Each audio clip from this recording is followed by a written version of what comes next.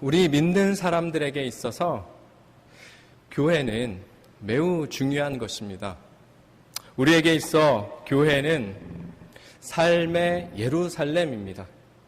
그래서 다윗은 시편 122편에 이렇게 고백을 했습니다. 예루살렘을 사랑하는 자는 형통하리로다. 교회를 사랑하는 자가 형통할 것이다 하시는 말씀이기도 하고요. 교회는 우리에게 있어서 정말 중요한 것입니다. 특히 삶의 대부분의 시간을 그 교회에서 보내는 저 같은 사람들, 목회자 같은 사람들은 더더군다나 그렇죠. 그러나 그럼에도 불구하고 교회는 가장 중요한 곳은 아닙니다. 교회보다 더 중요한 것이 있습니다. 무엇입니까? 교회보다 더 중요한 것, 사람입니다. 가정입니다. 그리고 일터입니다. 여러분, 그것이 성경 전체를 통해서 우리에게 말씀하시는 하나님의 뜻이기도 합니다. 사람과 가정과 직장이 교회를 위해서 있는 것이 아니라 교회가 우리 각 사람과 가정과 일터를 위해서 존재하는 것입니다. 마가복음 2장 27절에 예수님의 제자들이 안식일에 배가 너무 고파서 밀 이삭을 꺾어 먹었습니다. 이것을 보고서 야, 이거 안식일 어겼다 하면서 시비 거는 사람들이 나타나자 예수님은 그들을 향하여서 이렇게 말씀하셨습니다. 안식일이 사람을 위하여 있는 것이요 사람이 안식일을 위하여 있는 것이 아니니라. 그 당시로서는 이 말씀은 매우 파격적인 말씀이었습니다. 그런데 이것 주님이 주신 말씀입니다. 여러분, 사람이 안식일을 위해 있는 것이 아니라 안식일이 사람을 위해서 있는 것입니다. 이것이 바로 주님께서 말씀하시는 주님의 진리입니다. 그러면 이것은 교회에 대하여도 마찬가지입니다. 사람이 교회를 위하여 있는 것이 아니라 교회가 사람을 위해서 있는 것이라는 사실입니다. 하나님은 사람에게 복을 주시기 위해서, 사람을 축복하기 위해서 이 땅에 교회를 세워주신 것이고, 죽음의 그늘이 드리워진 세상을 사는 사람들에게 생명을 불어넣고 축복하기 위하여서 하나님은 교회를 세워주시고 세워나가시는 것입니다. 그러므로 교회 때문에 교인이 행복해야 합니다. 교회 때문에 가정이 복을 받아야 합니다. 교회 때문에 사람과 사람 사이에 생명이 충만하고 활력이 넘쳐야 하는 것입니다. 아무리 교회가 성장하고 발전한다고 해도 그 교회를 출석하는 교인들이 삶에서 행복하지 못하고 죽음과 어둠의 그늘에서 벗어나지 못하는 가정이 있다면 여러분, 그 교회가 과연 좋은 교회겠습니까? 보통 생각할 때 좋은 교회는 많은 교인들이 모이는 곳이고 많은 사업을 해내는 교회라고 생각을 하는데 여러분, 그게 교회에 있어서 중요한 것이 아니라 그 교회를 통하여서 교인들의 삶과 가정과 일터가 얼마나 행복하게 변하고 얼마나 생명이 충만해지고 진리로 가득해지는지 거기에 달려있는 것이라고 저는 믿습니다. 오늘 본문에 다윗이 나오는데요. 이 다윗을 한번 보십시오. 다윗의 삶이 고단해졌습니다. 죽음을 맞닥뜨릴 정도로 참 절박해졌습니다. 그때 다윗이 제일 먼저 찾아가는 곳이 어디였습니까? 하나님의 성소였습니다. 다윗이 자신에게 창을 던지는 왕을 피해서 도망가게 되었을 때 또 곁에 가족도 없고 친구도 없고 먹을 음식도 없고 입을 옷도 없고 공격하는 적과 싸울 무기도 없을 때, 그래서 피곤하고 굶주리고 그렇게 지쳤을 때 다윗이 가장 먼저 찾아간 곳이 어디였다고요? 놉이라고 되어 있는데 놉은 하나님의 성소가 있는 곳이었습니다. 하나님의 성소에 제일 먼저 찾아갔다는 것입니다. 그 성소에서 다윗은 제사장 아히멜렉을 만나게 되고요. 만나자마자 제일 먼저 하는 말이 무엇입니까? 떡 달라는 말을 합니다. 매우 심각하게 굶주렸기에 떡부터 찾습니다. 다윗은 원래 성소에 떡이 있다는 것을 잘 알고 있는 사람입니다. 그 떡은 하나님께 올려드리는 떡입니다. 매주 한 번씩 커다란 떡덩어리 12덩어리를 하나님께 올려드리게 되어 있습니다. 그것을 진설병이라고 합니다. 그 진설병을 일주일 동안 하나님께 드리고 나서 이렇게 물려내옵니다. 물려내온 진설병은 누가 먹게 되어 있습니까? 제사장만 먹게 되어 있습니다. 그런데 지금 다윗이 그 제사장만 먹어야 되는 진설병 5덩어리를 달라고 요구를 하고 있습니다. 자신은 먹을 수 없는 떡이라는 것을 알매도 불구하고 다윗은 그 떡을 지금 요구하고 있는데요. 먹게 해달라고 하고 있습니다. 여러분, 그것은 율법을 어기는 일입니다.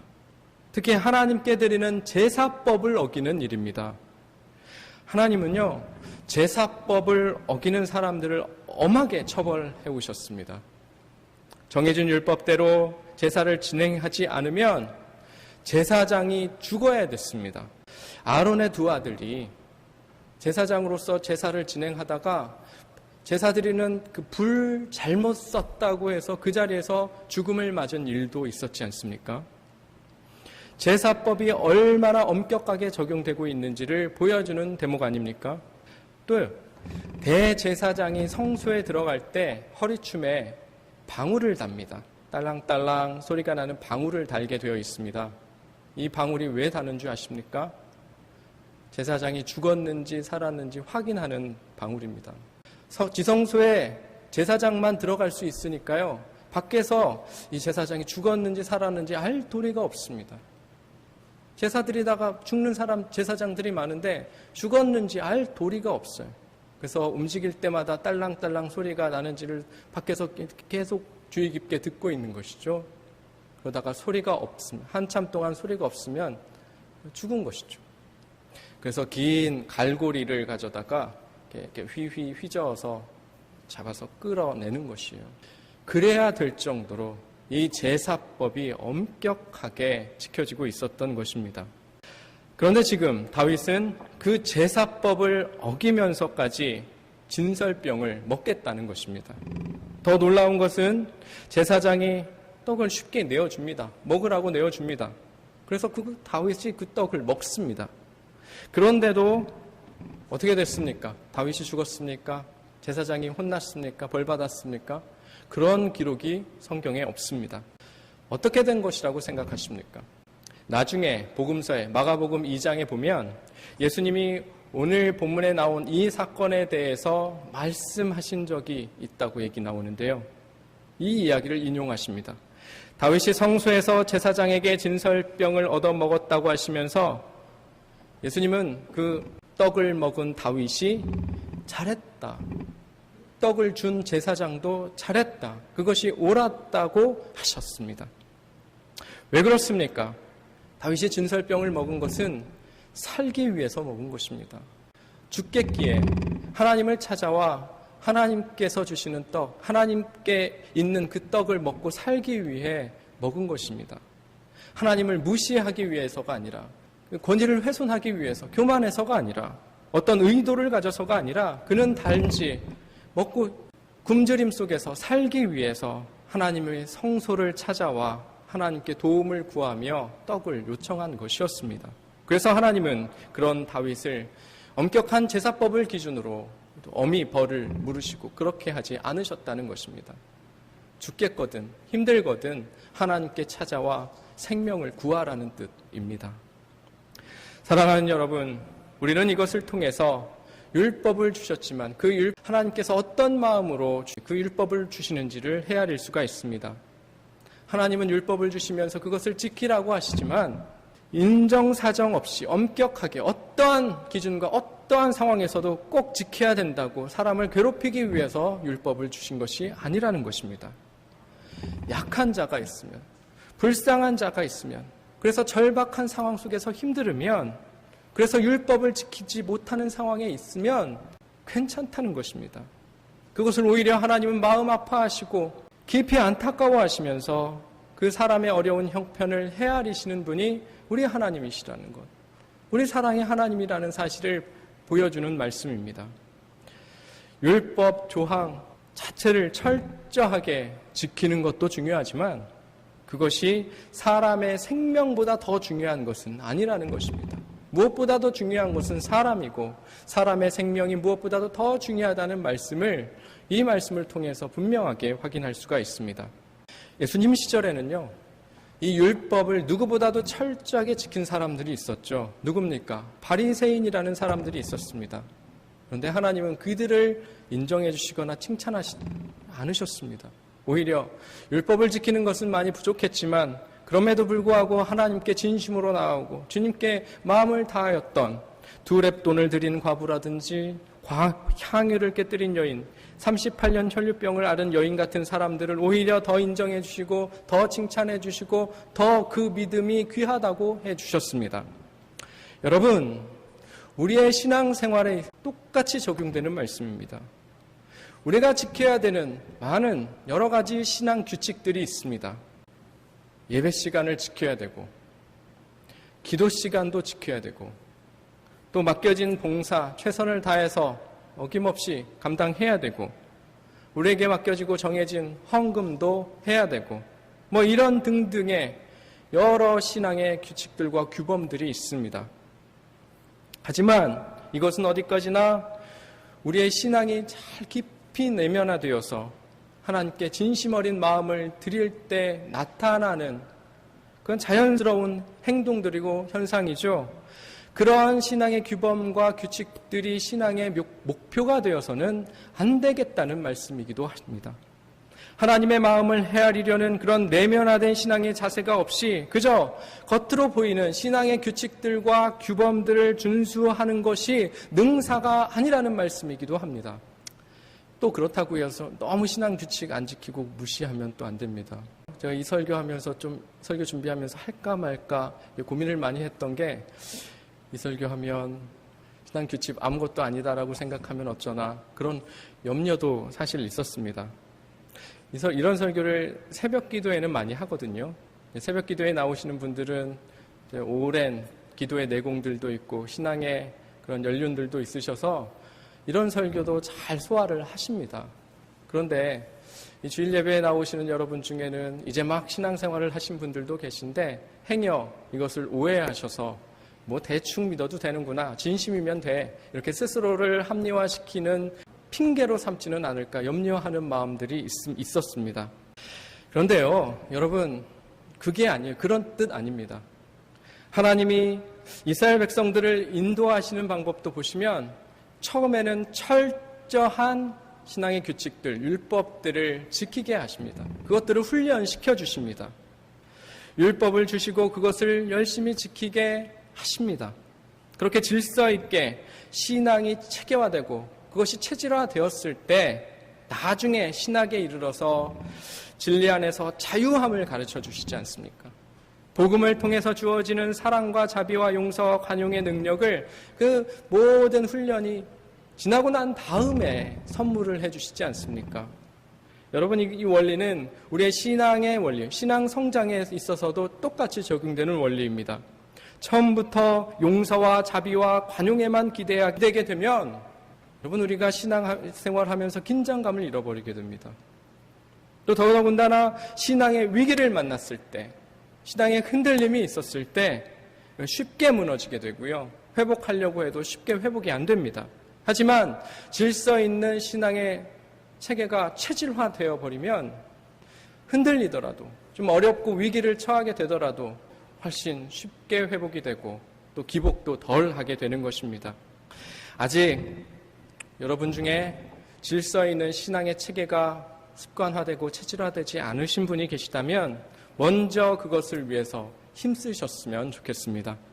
그러나 거기에 머무르지 마시고 거기에만 만족하지 마시고 그 안에 우리의 진심 어린 마음들, 우리 신앙에 내면화된 그 마음들을 깊이 녹여내는데도 힘쓰는 여러분 되실 수 있기를 주님의 이름으로 축원드립니다. 오늘 이 시간 한번 여러분의 신앙을 되돌아보실 수 있으셨으면 좋겠습니다. 내 신앙은 하나님께서 흡족해 하실 만큼 내면화되어 있고 체질화되어 있고 그렇게 진심을 주고받는 그런 신앙인가? 아니면 그저 신앙의 규칙들이나 규범들을 그냥 지키는 것으로 그래도 이 정도 했으면 됐지라고 그것으로 위로하며 그렇게 그거에만 급급한 신앙인가? 간절히 바라는 것은 저와 여러분이 신앙의 규칙도 잘 지키지만 그것을 뛰어넘어서 마음에도 깊이 내면화된 신앙을 갖는 그런 진정한 하나님의 사람들 되실 수 있기를 바랍니다. 그렇게 신앙에 내면화된 사람이 바로 오늘 우리가 보고 있는 다윗이었습니다. 여러분이 다윗과 같은 그냥 겉으로 보이는 어떤 법이나 율법에 매이지 않고 하나님께서 원하시는 것이 무엇인지도 깊이 마음으로 느껴서 그것에 반응할 수 있는 그런 다윗과 같은 백성 여러분 다 되실 수 있기를 주님의 이름으로 축복합니다.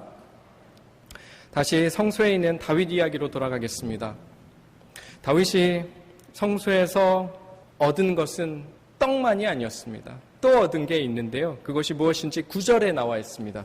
9절 함께 읽어보도록 할까요? 제사장이 시작. 제사장이 이르되 내가 엘라 골짜기에서 죽인 블레셋 사람 골리앗의 칼이 보자기에 쌓여 에봇 뒤에 있으니 내가 그것을 가지려거든 가지라. 여기는 그것밖에 다른 것이 없느니라. 다윗이 이르되 그 같은 것이 또 없나니 내게 주소서 하더라. 다윗은 성소에서 떡을 얻어먹어서 이제 생명도 회복됐지만 거기서 그치지 않고 무기를 얻었습니다. 훌륭한 칼을 하나 얻었습니다. 빈 몸으로 굶주림과 불안함에서 절망 중에 있었던 다윗이었는데 이 성소에 찾아왔더니 주님 주시는 생명의 떡을 먹고 마음이 회복될 수 있었고요. 뿐만 아니라 훌륭한 무기를 갖추고 내 생명을 잘 지켜나갈 수 있는 무기도 구할 수가 있었다는 것입니다. 간절히 바라는 것은 여러분들도 성소에 나오실 때 이 다윗과 같은 생명도 얻는 또 세상과 싸워나가서 지지 않을 수 있는 무기도 갖추는 놀라운 은혜가 여러분에게 있기를 바랍니다. 여러분이 아무것도 없고 의지할 데 없는 그 광야 같은 삶을 사시다가도 하나님의 성소인 이 하나님의 전인 교회에 찾아왔을 때 하나님께서 주시는 생명의 떡을 받아 먹고 생명을 회복하는 여러분 되셨으면 좋겠습니다. 또 거친 세상을 당당히 살아낼 수 있는 삶의 무기도 얻어서 용기 있게 세상 살고 더 힘을 내 세상 살 수 있는 그런 장치도 여러분의 영혼에 마련되었으면 좋겠습니다. 여러분, 교회라는 곳이 바로 그런 곳입니다. 생명을 주시는 곳입니다. 저는 목회를 하면 할수록 교회에 대해서 이런 확신이 더 굳어지고 있습니다. 교회는 다른 곳이 아니구나. 생명을 주는 곳이구나. 교회가 어떤 독특한 어떤 것을 가르치는 곳이 아니라 하나님이 힘을 빌어서 어떤 어려운 문제, 힘든 것들을 해결하는 곳이 아니라 교회는 다름 아니라 생명을 주는 곳이구나.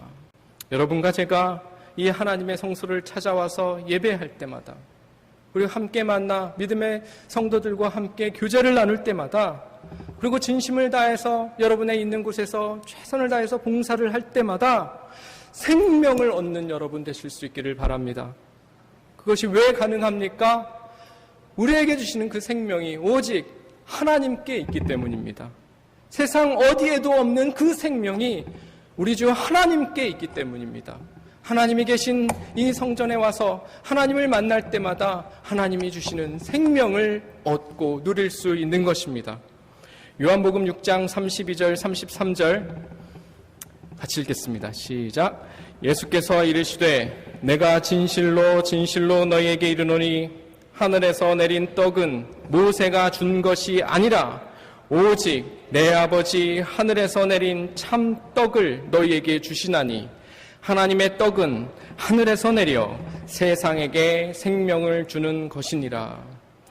광야에서 헤매는 그렇게 힘들게 고생하는 백성들에게 매일매일 부족함이 없게 만나를 주셔서 생명을 주셨던 것처럼 그 하나님께서 오늘날 우리에게도 매일매일 생명 주시는 하나님이라는 사실입니다. 하지만 오늘날 이 땅의 교회들은 생명에는 관심이 없어져 버렸습니다. 생명을 주고 생명을 나누는 일은 뒷전이 되어버렸습니다. 엉뚱한 데 마음을 쏟고 있습니다.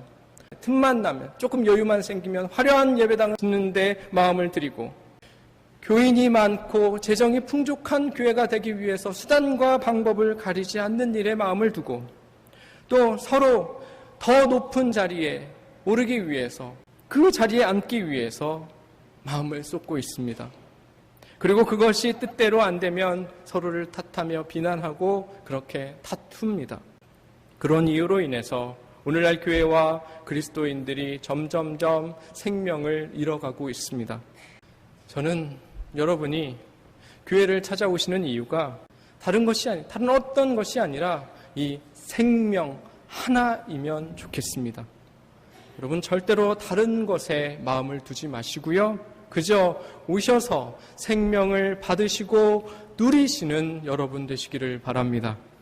우리 교회는 많은 분들이 마음을 다하고 또 할 수 있는 대로 최선을 다해 주셔서 차근차근 안정적으로 잘 성장해 가고 있습니다. 그럼에도 불구하고 여전히 많이 부족합니다. 작은 교회입니다. 그리고 재정적으로 살림이 부족할 때가 많아서 재정팀이 고생도 많이 하고 있습니다. 그래서 어떤 분들은 지금보다 더 빨리 성장해야 된다. 그래서 어떻게 해야 되느냐 하면서 여러 말씀도 하시기도 합니다. 그리고 부족한 재정을 위해서라도 교인들에게 헌금을 열심히 하자는 말을 목사가 해야 된다고 그런 말씀도 해주시기도 합니다. 교회를 사랑하는 마음에서 진심으로 해주시는 말씀이라는 거 잘 알고 있습니다. 그래서 목사로서 저는 여러분에게 우리 더 열심히 해서 교인 수가 더 빨리, 더 많이 늘어나는 교회의 부흥도 이룹시다. 그렇게 말을 해야 되겠고, 또 더 좋은 재정이 되도록 우리 함께 헌금도 열심히 많이 하십시다. 더 봉사도 열심히 해서 더 역동적이게 더 많은 일들을 하는 그런 멋있는 교회가 되도록 해봅시다. 그런 말들을 해야 될 것 같습니다. 하지만 저는 그렇게 말할 수도 없고 말하지 않을 것입니다. 왜냐하면 교인이 교회에 와서 봉사하는 사람들은 아니기 때문입니다. 머리수 채우고 큰 교회 만들기 위해서 자리 하나 차지하기 위해서 교회에 오는 사람들이 교인이 아니기 때문입니다. 헌금하기 위해서 오는 사람들이 교인이 아니기 때문입니다. 교회는 교회에 와서 생명을 얻고 생명을 소유하는 사람들입니다. 우리가 교인을 어떤 일을 하는 사람, 어떤 봉사를 하는 사람, 헌금하는 사람, 자리를 채워서 교회가 크게 하는데 필요한 사람, 그런 시각을 가지고 사람들을 대한다면 교회는 생명을 잃게 될 것입니다. 사랑하는 여러분, 교회에서는 그 어떤 것보다도 생명을 얻는 일에 힘쓰실 수 있기를 바랍니다. 그저 오셔서 우리 교회를 통하여서 생명 하나 얻고 누리시면 됩니다. 그것으로 충분하고 그것으로 족합니다. 우리 교회에 임하시는 주님과 깊이 사귀시며 그분 안에서 누릴 수 있는 그 생명 누리시고 기뻐하시면 되는 것입니다. 광야에서 헤매던 다윗이 하나님의 성소에서 나온 진설병으로 인해 생명을 얻었던 일이 여러분의 삶과 여러분의 가정과 여러분의 일터 가운데 있으면 되는 것입니다. 우리 모두가 하나님의 성소 교회에서 생명을 얻으시고 생명을 누리는 사람들로, 그런 가정으로, 그런 일터에서 일하시는 여러분들로 살아가시는 저와 여러분 되시기를 주님의 이름으로 축원드립니다.